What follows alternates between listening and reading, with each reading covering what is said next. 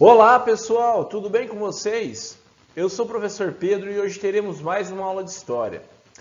Pessoal, na nossa aula passada nós conhecemos os bantus e algumas influências dos povos africanos na cultura brasileira. Hoje iremos conhecer outro importante reino africano, o Egito Antigo. Vamos lá? Para que vocês possam acompanhar aí da casa de vocês, eu peço que abram a apostila 2 na página 179. Começaremos no módulo 11, o Egito Antigo, uma das grandes experiências urbanas da África. Antes de começarmos o conteúdo, vale a pena nós identificarmos a localização do Egito, e desse reino que nós vamos conversar ao longo das próximas aulas. Se vocês perceberem, nesse mapa central que eu trouxe aqui, o mapa mundi, nós temos aqui a localização do Egito em relação ao mundo. Então, nós estamos aqui no Brasil, ok? E o Egito está aqui no norte do continente africano. Aqui, esse Egito que eu assinalei primeiramente, é o país atual, ok? Só que nas próximas aulas, nós iremos conhecer o Egito Antigo, tá? Então não corresponde apenas a esse território, é um território mais extenso, é um território ao longo das margens do Rio Nilo, uma civilização que se formou às margens do Rio Nilo. Observe nessa outra imagem aqui, No cantinho aqui temos então, em relação à África, o que era o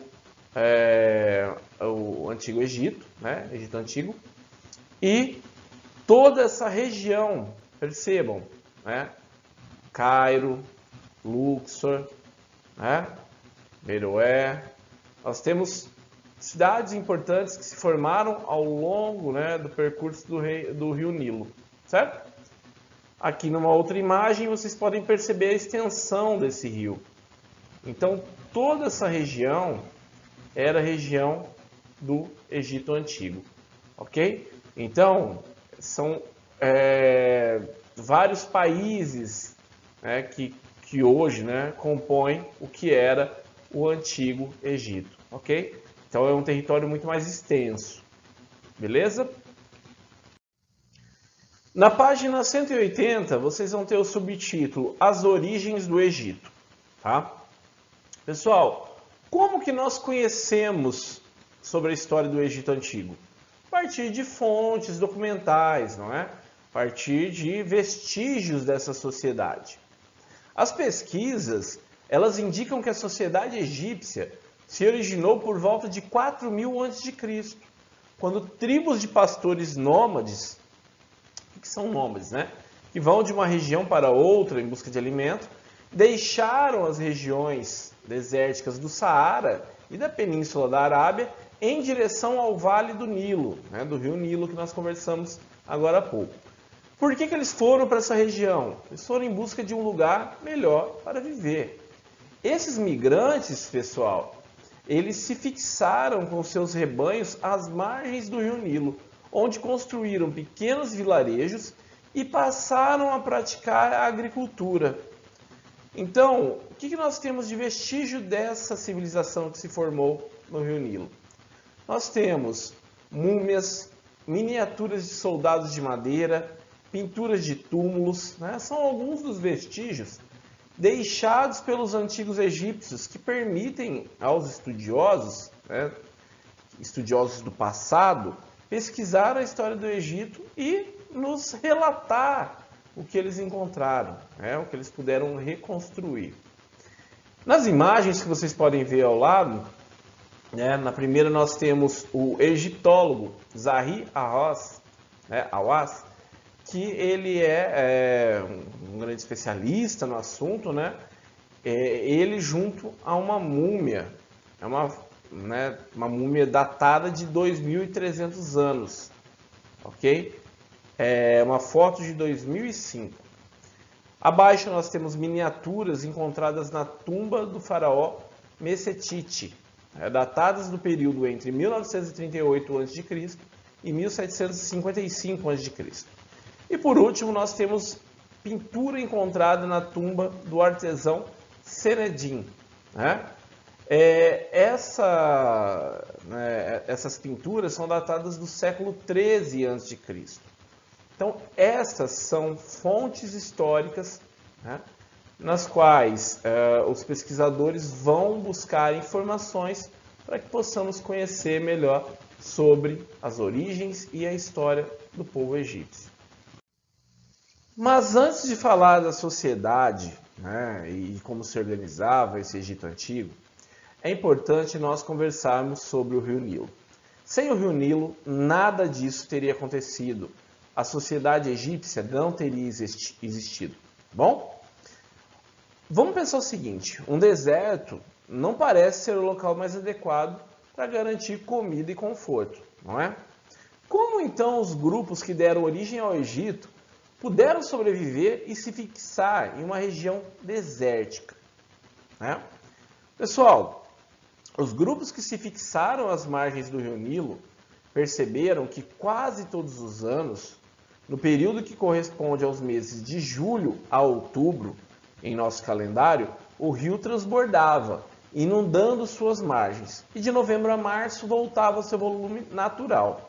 Os egípcios, então, aprenderam a conviver com as cheias do Rio Nilo e passaram a tirar proveito dessas cheias. Percebam na imagem A, a vazante, período de menor volume de águas, ok? Então, percebam aqui, que nós vamos ter o Rio Nilo na sua normalidade, e ao lado agricultura e nas proximidades as aldeias, certo?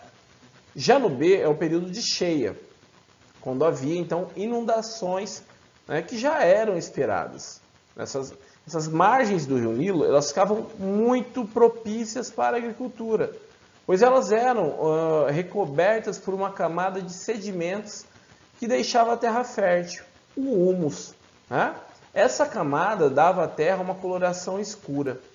E daí que vem o nome, a palavra Egito, que significa terra negra. Então, em uma parte do ano, eles praticavam a agricultura, quando o Rio Nilo estava na sua normalidade, e na época de cheia, eles praticavam outras atividades, trabalhavam em obras públicas, em grandes construções. Nesse período não tinha como eles praticarem agricultura. Quando o rio retornava, essa região aqui, que eu vou assinalar, na qual ele voltava, recuava, essa parte ficava toda cheia de humus e era uma região fértil. Então, os egípcios puderam se fixar nessa região, uma região que tinha água e terra fértil, em meio a uma grande região desértica. Então, por isso era possível sobreviver ali, porque eles encontraram uma região que era possível adquirir água e alimento, ok? Então, essa é a importância do Rio Nilo. Ainda sobre o Rio Nilo, uma frase famosa do historiador grego Heródoto, que data do século V a.C., ele já disse: o Egito é uma dádiva do Nilo, é um presente do Nilo. O Egito só existiu por causa da existência do Rio Nilo, ok? Vamos falar mais um pouquinho sobre esse rio que era muito importante para essa região. Percebam nessa primeira imagem, pessoal, todas as três imagens são do Rio Nilo.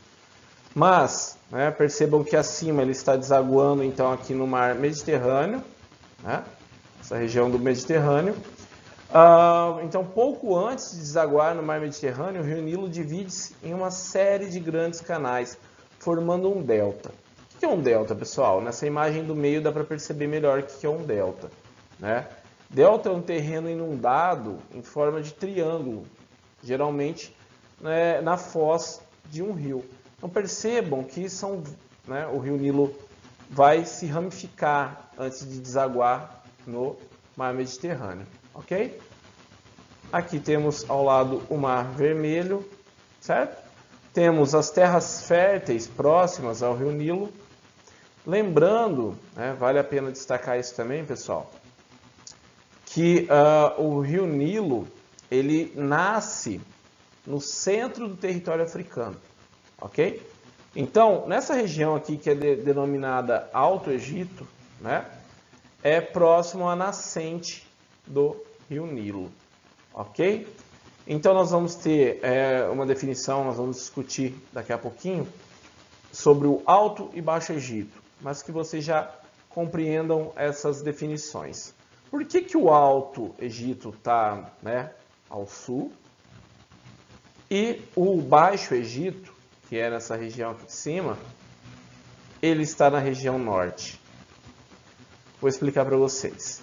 Alto Egito é na região, então, onde o Rio Nilo nasce. Os rios nascem, né, os rios vão se formar em regiões mais altas, né, por isso que é Alto Egito. E ele vai correndo, né, para regiões mais baixas. Então, onde ele deságua é uma região mais baixa em relação a onde ele nasce. Sendo assim, ali temos ao norte o Baixo Egito, ok? Então, essa é a explicação de Alto e Baixo Egito, ok? Alto, onde nasce, baixo, onde deságua. Então, nas margens do Rio Nilo formaram-se, né, vilarejos. Cada conjunto de vilarejos formava o chamado nomo, né? Então, vamos pensar que nós temos alguns vilarejos e vão formar um nomo nessa região, outro nomo nessa região, né, que tem lá vilarejos, ok? Então, nas margens do Rio Nilo foram formados vários nomos, tá?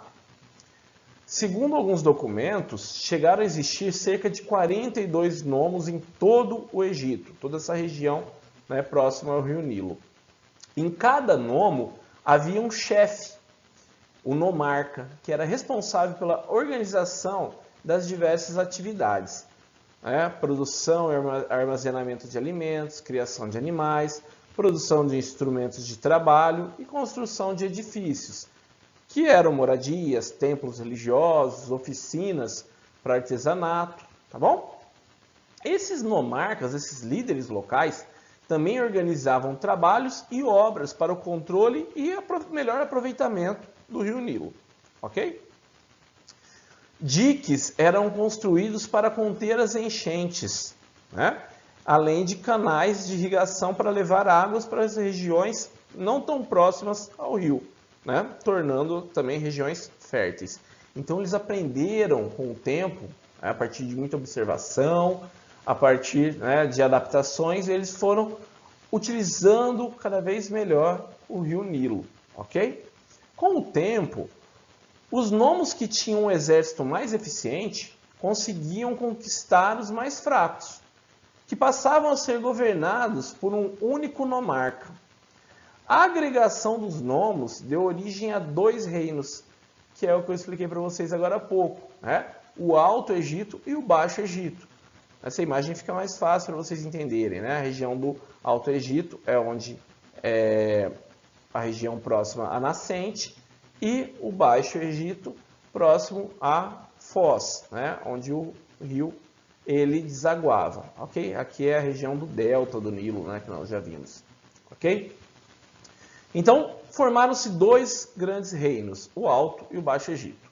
Por volta de 3.200 a.C., o governante do Alto Egito, o Menés, que também era conhecido como Narmer ou Meni, né, conseguiu unir o Alto e o Baixo Egito, uniu as duas coroas, dominou aquela região do Baixo Egito, transformando esses dois reinos em um reino só. Assim, tornou-se o primeiro faraó, que é o título dado ao rei do Egito, e fundou a primeira dinastia egípcia. O que é uma dinastia, pessoal? É uma série de reis de uma mesma família que se sucedem no poder, ok? Desde então, os faraós passaram a concentrar poderes administrativos, judiciais, militares e religiosos, ok? Essa imagem aqui, pessoal, que eu trago para vocês, ilustra bastante, né, a construção de canais de irrigação que os egípcios faziam, né, para aumentar o alcance das águas do Nilo. Em torno deles eram praticadas agricultura e pecuária, ok? A construção e a manutenção desses canais e dos diques que eram feitos para conter o rio eram feitos por meio do trabalho coletivo, sob a coordenação dos nomarcas e mais tarde, né, como nós vimos, dos faraós. Ao lado eu trago uma imagem, né, uma representação do jovem faraó Tutankhamon, né? Nós vamos conhecer melhor sobre os faraós na próxima aula. Bom, pessoal, na aula de hoje nós conhecemos os diversos tipos de fonte histórica utilizados no estudo da sociedade egípcia. Também compreendemos a importância da exploração do rio Nilo para a existência da sociedade egípcia e, por fim, entendemos as origens e o processo de formação do Estado no Egito Antigo. Na próxima aula, iremos conhecer sobre os faraós e sobre os aspectos da vida e dos costumes dos egípcios. Ok? Bom, espero que tenham gostado da aula. Acima está meu contato caso tenham dúvidas. Bons estudos, muito obrigado e até a próxima aula.